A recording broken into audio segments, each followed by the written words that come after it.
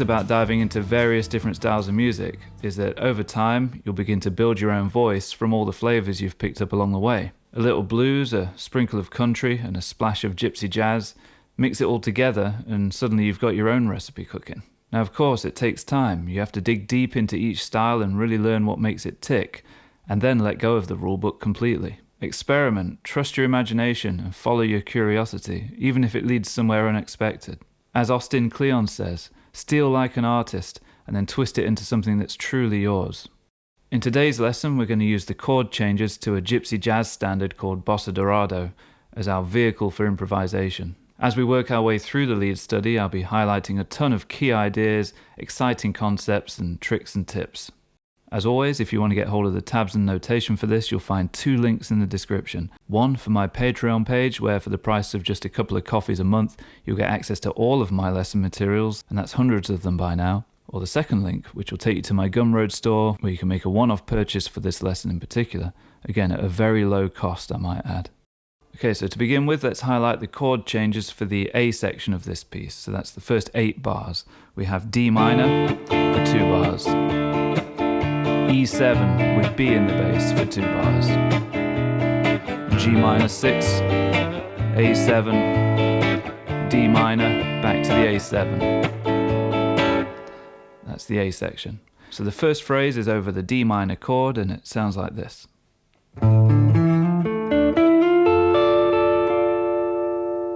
This is a very common piece of gypsy jazz vocabulary, and it's something you've seen me speak about at length in other videos, a 1-2-3-5 arpeggio. So first of all, we need to be able to plot out a simple D minor arpeggio. So I started with the 5th, then the root, then the flat 3, 5th, root, flat 3, 5th and root. Then we simply put the 2 in along the way. The 2 will always be a semitone below the flat 3. There it is. There it is again. There it is again. I'd recommend learning it all over the fretboard.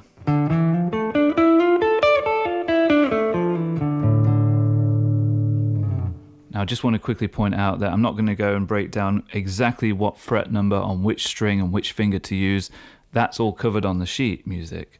The intention here is to unlock the concepts underneath these phrases and show you what I'm thinking on a deeper level. Now towards the end of that phrase we see the E7 fast approaching. So we need to quickly change our target and try and hit something relevant to that chord. So very simply,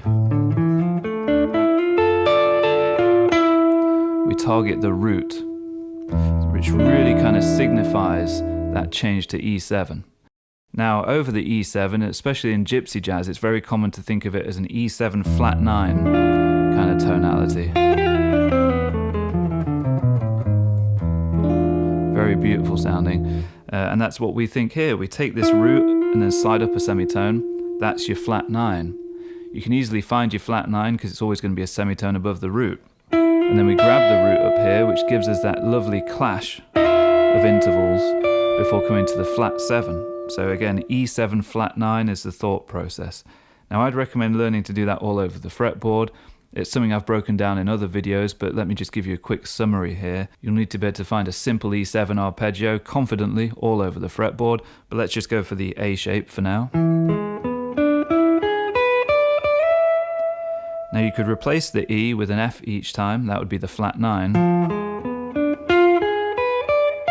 Now you've got yourself an F diminished 7th arpeggio. You can have both the E and the F in there, Django style if you like.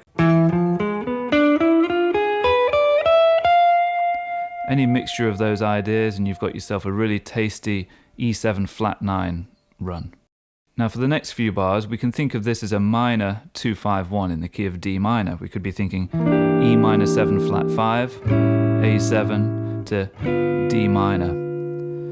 Notice how E minor 7 flat 5 is the same thing as a G minor 6. So you could also be thinking G minor 6 to A7 to D minor. As a rhythm player, I would like to mix it up. Sometimes I'll go for the E minor 7 flat 5, other times I'll go for G minor 6. But to be honest, in my mind, they're the same thing. So I'm freely moving between them and their various inversions a lot of the time. I think as a lead player, though, it's easier to think of it as the latter, a G minor 6, because everyone can find their minor triads, right? So G minor, very easy to find. E minor 7 flat 5 requires a little more thought. So it's always easier to think of the minor, the 4 minor, going to the 5 and then the 1. That's another thing that's coming from the gypsy jazz kind of tradition. You'll hear a lot of players who treat it that way. So when looking for your G minor 6 arpeggio, simply start with a G minor arpeggio, spread it out across the fretboard any way that you can. Or more vertical. However you like, and then add the 6, which in this case is simply the E note.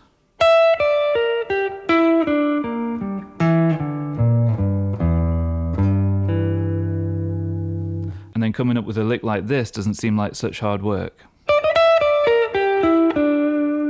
So G minor 6, and then we're thinking A7 in the next bar, so we're going to approach the major third from a semitone below, hammer onto it, and again aim for that flat 9 like we did on the E7 earlier on. So now we're thinking A7 flat 9.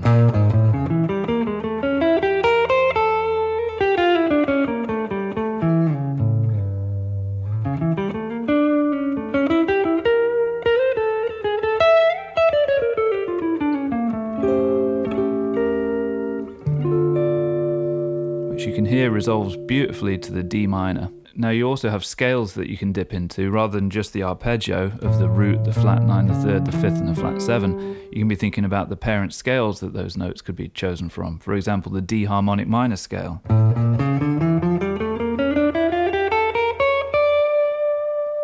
Or the A altered scale, which of course is nothing more than a B flat melodic minor.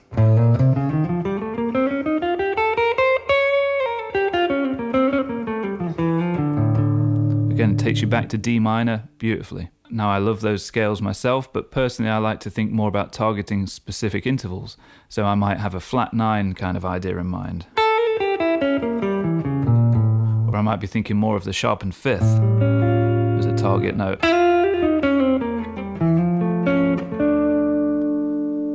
In this case we blend the two things. And then resolve to D minor, where we're mostly just targeting notes from its triad. And then A7 to imply that turnaround, the 5 chord of the key. And again we think A7 flat 9 to be specific, because that resolves so well back to D minor. And have that A7 flat 9 readily mapped out everywhere.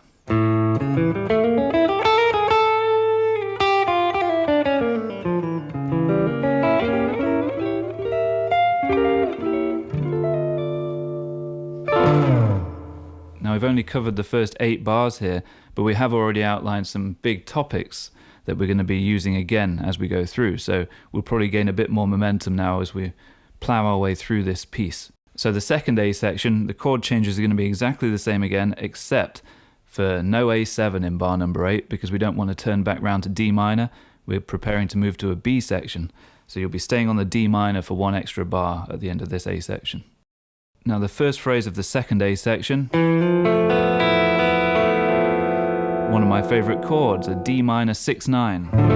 This would be the full voicing, of which I've done a video on, which I'll link to in the description. But you can take just the top 4 strings of that, getting the 6 and the 9 courtesy of the open strings on top. Pretty tasty. And we just arpeggiate that chord, and then move it down a semitone. And look what you've got. You've got the next chord of the progression, that E7. It's got that kind of flamenco vibe to it. Very pretty. Then on the E7, I'm just grabbing bluesy stuff, just thinking almost Delta blues style.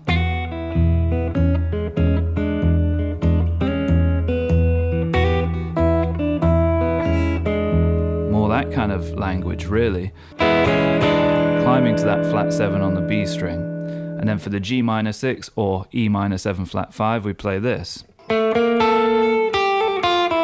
which is very much like that idea we had earlier over E7. Same kind of clashing intervals,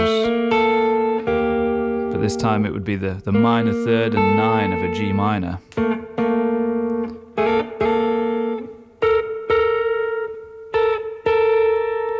Very cool spaghetti western style stuff, which again I've spoken about at length before.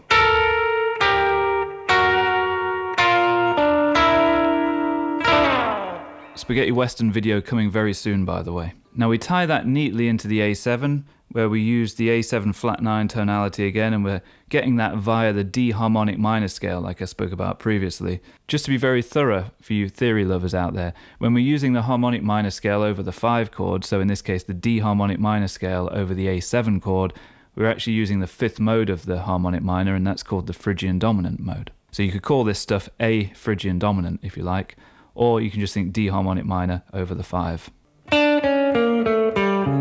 And then resolve to D minor, the minor 3rd. Targeting chord tones again. All about that minor 3rd. And then getting back to the root here. Again, blues style. How much do you hear that in the blues?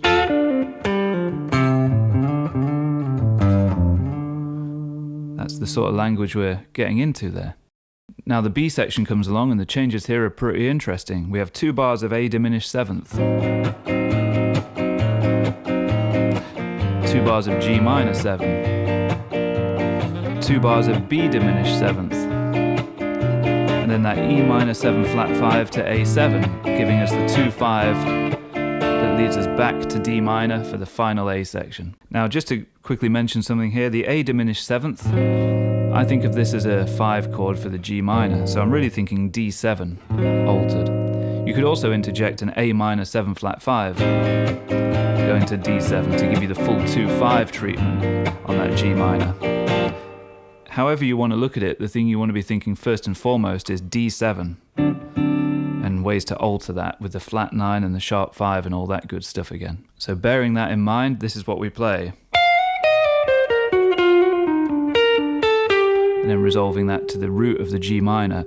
Let's take a closer look at those target notes here on the D7. I'm hitting the major 3rd here from a semitone below, blues style, and then the flat 9 sliding down to the root. And then we've got the flat 7 and the sharp 5, and then the major 3rd.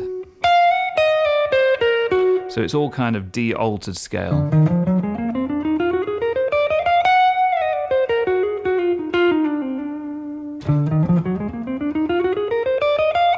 Which again, you can just think of the melodic minor as semitone above the root. So it's the same scale as an E flat melodic minor, except you want to treat D as the root. Resolves you really well back to G minor. Now the remainder of that D7 altered phrase, and then resolving to G minor, courtesy of the root note of the chord, before going a bit bluesy with the minor pentatonic, and then getting a bit more fancy with it, implying the 5 along the way back to the G minor. So there's a moment of D7 there, the 3rd and the 5th. Easy way to think about that, by the way, is just to go a semitone below the root, and it's always going to imply the 5 in some simple way. You can be thinking Django style, you know, G minor, D7, G minor, D7, G minor, D7, G minor. It just gives you a little more colour. Rather than just sitting on a static G minor chord, you can be thinking G minor to D7 and back, just to spice things up a little bit. And then this next phrase is a very common Djangoism. Again, it's that 1, 2, 3, 5 arpeggio stuff, this time on the G minor. 1, 2, flat 3, 5. And then here you've got the 1 going to the 2. So it's kind of like a G minor 9 sound, or a 6, 9 kind of sound. Now usually the Django quote, you know, this is a phrase that he played a lot. He would do this, where he'd bounce back to the root. Now we could do that, but we have to adapt and think what's coming next. E7. So when E7 comes along, we want to target something from that instead. So the major 3rd is the perfect idea. So we go, and again we're really signifying the change to a new chord there. And just to clarify, this is very similar to what we spoke about with this A diminished being treated as a D7 sound. The B diminished here, I'm thinking E7. So E7 flat 9, E7 sharp 5, sharp 9, all that good stuff, or even again 2-5, B minor 7 flat 5 to E7. It's all fair game, it just depends how much lipstick you want to put on this pig. Now, just like this A7 stuff we had down here where we were thinking Phrygian Dominant, you know, the D harmonic minor over it, we're doing the equivalent here on the E7. We're going to be thinking of the A harmonic minor scale, thus giving us the E Phrygian Dominant sound, because E7 is the 5 of A. Hope that all makes sense. Basically, we're trying to get the sound of an E7 flat 9, but we want to use scale notes to kind of fill things out a little bit to give us some more linearity in our runs, a bit more flow. And then we have to think about the next chord because it's fast arriving on the next beat. So we go up a whole tone. This is where we have the E minor 7 flat 5 or G minor 6. Easy to find that G minor 6 root note, isn't it? Just slide in. And then we go up through the G minor 6 kind of arpeggio with a bit more of that 1, 2, 3, 5 stuff thrown in. This is very Charlie Christian. Learning a lot of Charlie Christian solos will get you very ready with this minor triad shape to do things like this. You know, learn enough of those and it's going to start bleeding out in your playing, whether you like it or not. But I think that's a great sound, collecting those intervals together. And the next phrase sounds more complicated than it is. Again, it's just about tying together from one point to another within your chord changes. So we think A7 here. I'm just plotting out these notes on the top string. And chromatically joining them. I like to do it this way. Pick, pull, pull, slide, but I like to pick that last note as well to give it some real good landing. It's a very gypsy thing, that, to be quite heavy with your picking. And then coming down the altered sound again, you've got the flat 9 and the root. There's your sharp 5. All A7 stuff until we hit this note here, and that lands on D minor, bar 1 of the final A section. That would be a minor 3rd, again targeting the simple stuff. This 3rd and final A section, by the way, will be the same as the first one in terms of the chord changes. Again, all 1, 2, 3, 5 stuff.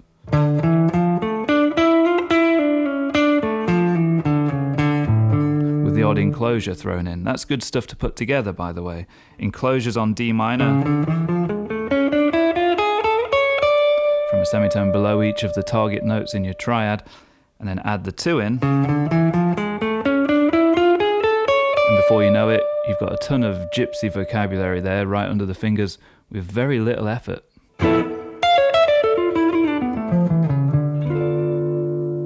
Now again, we try and tie that D minor stuff straight in, no hesitation, to some kind of E7 idea. This is what creates flow in your lines, so they don't just sound like separate chunks of language, but they sound like a cohesive conversation. Easy way to do it, right? The root of E7 and then sliding down to the major 3rd. Really, again, signifies what's happening with the harmony. The next phrase is pure Django Reinhardt. So this is tritone substitution kind of thought process on the E7, playing the notes that would more resemble a B flat 13 chord. And then tying it back to very clearly the root and 3rd of your E7. It's a good way to create a bit of spice on your 5 chord. Play the dominant chord that's a tritone away from it. Tritone is 3 whole tones, by the way. If you've not seen my deep dive into tritone subs and how they work, do check that out. I'll also link that in the description. Now we're hitting that part again of the 2, 5, 1 back to D minor, where we can treat the 2 chord, E minor 7 flat 5, simply as a G minor 6 to be specific, and we play this. So really it's like a G minor 7 actually, isn't it? Because you've got the root, the flat 3, the 5 and the flat 7, and we're simply chromatically tying the 5th to the flat 7, going via the 6th of course along the way. And then try and again flow it into the next chord with no hesitation. A7, your 5 chord. That's pretty nice, isn't it, that? Even if I do say so myself. Thinking A7, that's your 5th, sus4 and your 3rd. And And then a couple of chord hits. A7 altered stuff. So A7 with a sharp 9, A7 with a flat 9. And then back to D minor, just a simple triad. And then a bit of minor pentatonic for that bluesy flavour. More of that 1, 2, 3 stuff. And then implying the 5, A7. Resolving back to D minor with some of those nice low bass notes. The root and the fifth. Remember again that the idea with this lesson is not to take you through note for note where my fingers are going and what the timing is and all that. That's what your ears are there for, and the sheet music. With those two things combined, you've got a dream team, and there's no reason why you can't learn to play this.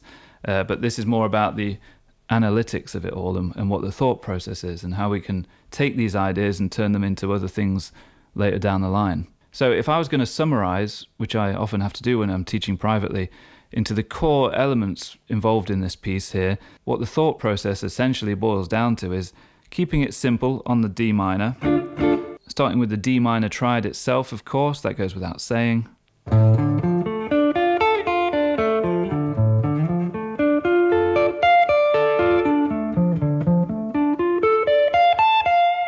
got to be all over the fretboard, confidently. Then adding the 2 in,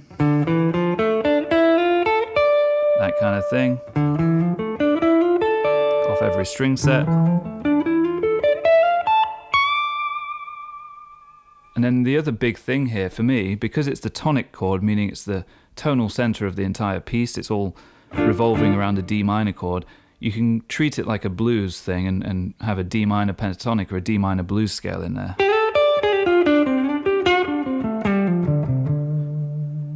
I always think that's a good way to look at things. On the tonic, you can pretty much establish any genre you want on that chord.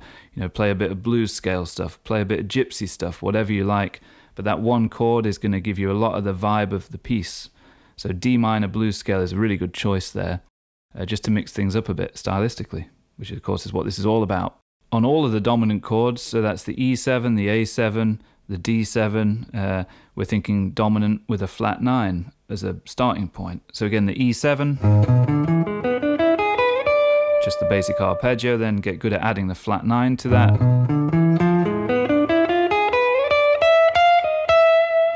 Also be good at targeting other things from the altered scale like the sharpened fifth.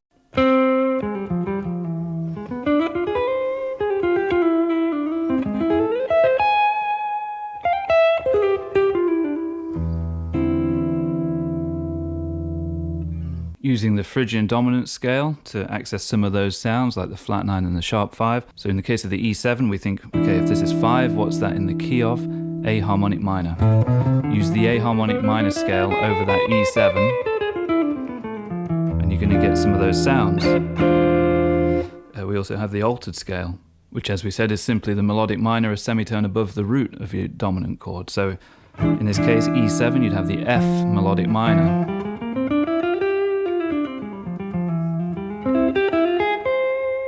Again, it's important to try and root it as an E scale, though. Don't think of it as an F rooted scale. One of the other crucial things we outlined here was the idea of thinking of a minor 7 flat 5 chord as simply a minor triad with a 6th in the bass, as Barry Harris would say. So G minor triad with a 6, so essentially G minor 6, right?